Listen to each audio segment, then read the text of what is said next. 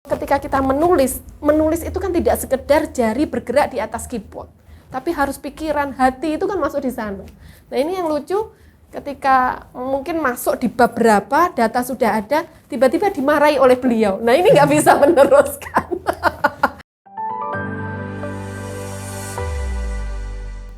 Baik, Assalamualaikum warahmatullahi wabarakatuh.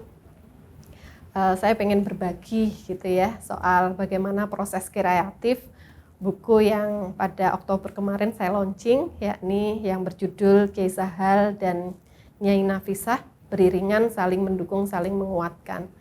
Jadi memang buku ini sebetulnya sudah sangat lama ingin sekali saya tulis kemudian terbitkan, tetapi kemudian baru pada Haul Kiai Sahal pada 2022 kemarin buku itu berhasil saya launching. Buku itu sendiri mungkin cukup lama begitu ya, mulai mungkin kalimat pertama itu pada 2017 ya, jadi sangat lama.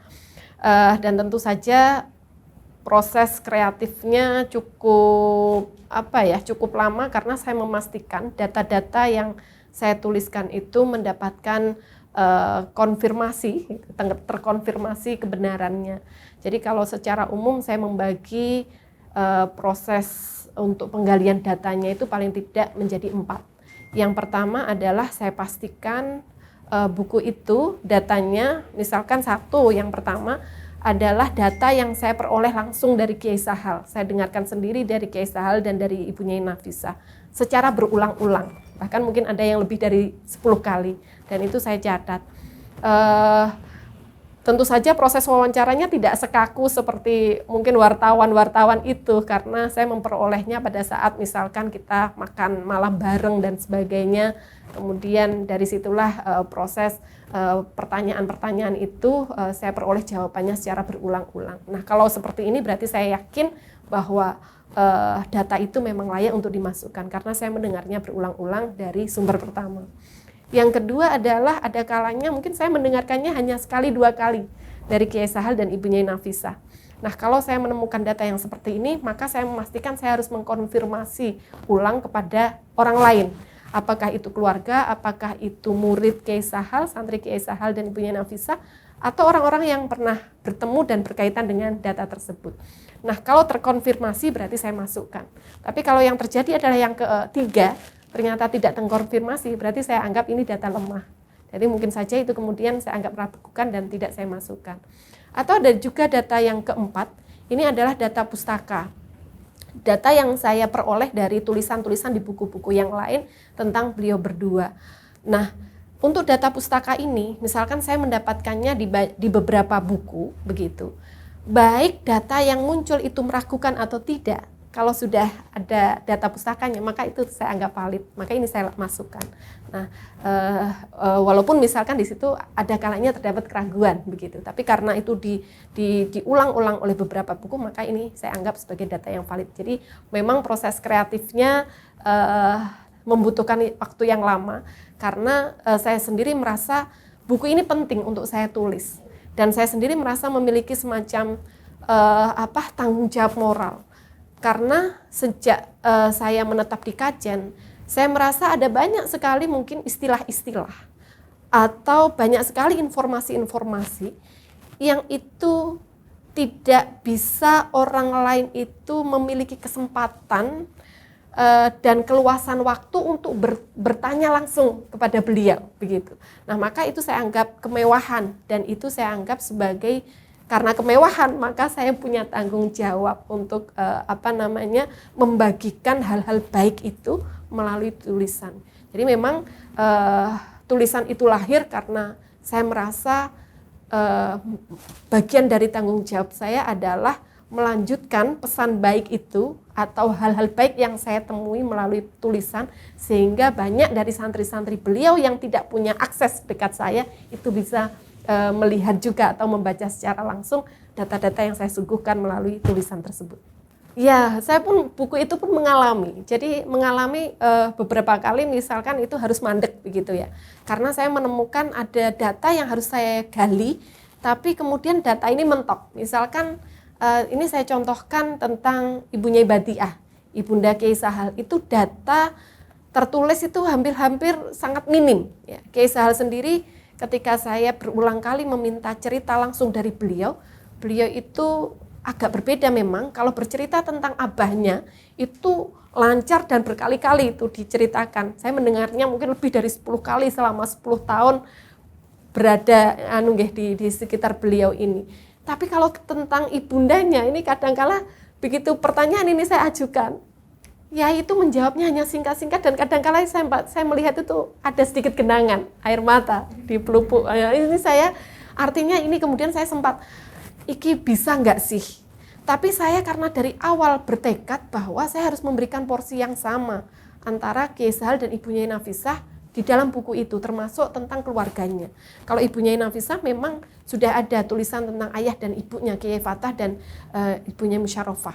Nah kalau Kiai Sahal ini Mbah Mahfud juga sudah ada, Mbah Nyai Badiah ada, tapi ya memang sangat minim itu tadi. Dan untuk mengkonfirmasinya kepada orang-orang yang pernah mengenal beliau, ini juga agak sulit. Nah, ini saya juga terus terang pernah mengalami itu. Iki isopora. Tapi ya itu tadi, karena lagi-lagi saya ingat bahwa tulisan ini adalah bagian dari tanggung jawab saya. Ya saya yang mewajibkan diri saya sendiri, bukan orang lain begitu.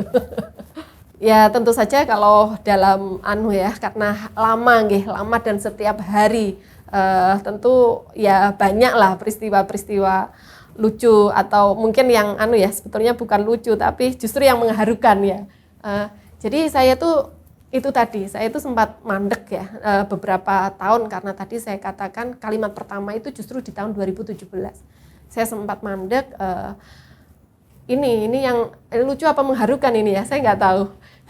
Jadi saya itu tulisan tentang bagian yang bagian Kiai Sahal itu kan ada 4 bab atau 3 bab itu yang bab awal itu tentang Kiai Sahal, tentang keluarganya itu sebetulnya sudah rampung duluan karena itu tadi saya sudah menulis buku sebelumnya juga tentang Kiai Sahal ya lumayan begitu ya. Ini mungkin ada 6 buku sebelumnya begitu yang tentang Kiai Sahal. Nah, itu yang lucu tentang Bu Nyai Nafisah, data-data itu sudah banyak. Tetapi bahwa ketika kita menulis itu kan tidak sekedar jari bergerak di atas keyboard, tapi harus pikiran, hati itu kan masuk di sana. Nah ini yang lucu ketika mungkin masuk di bab berapa, data sudah ada, tiba-tiba dimarahi oleh beliau. Nah ini nggak bisa meneruskan. Ini kalau mungkin ya ini santri beliau mungkin teringat itu ya, beliau memang orangnya kan tegas begitu. Nah itu sudah saya mandek saya, begitu sudah dimarahin saya nggak bisa lagi meneruskan itu. Itu ternyata itu menulis itu ya. Ya ini mungkin kalau orang-orang lagi nulis skripsi atau tesis mungkin begitu ya. Begitu dimarahi dosennya atau dosen pembimbing, bukannya punya inspirasi malah mandek nggak bisa meneruskan. Ya itu mungkin ada atau lucu atau mengharukan itu. Saya nggak tahu sebutannya, tapi itu saya alami dalam proses kreatif itu. Saya yang paling mengharukan menurut saya adalah justru buku itu terbit alhamdulillah ketika Ibu Nyai Nafisah masih ada. Jadi buku itu pertama kali saya aturkan kepada beliau sebelum saya sebelum launching, sebelum saya aturkan kepada yang lain-lain. Yang pertama adalah saya aturkan kepada Ibu Nyai Nafisah. Dan saya terus terang luar biasa, perasaan saya luar biasa ketika beliau itu melihat covernya bersanding dengan Yai itu wajahnya sungguh berbinar-binar ya, beliau terlihat bahagia sekali. Kemudian beliau membaca daftar isinya. Ya saya matur, Bu ini di dalamnya nggak ada foto-fotonya. Tapi saya bacakan ulang itu sambil lihat berdua, ini masih ada videonya ya. Video kita lihat buku itu berdua, beliau buka. Dan Masya Allah buku itu kan kemudian memang terbit hanya berapa waktu saja sebelum akhirnya Ibu Nyai Nafisah sendiri kabundut.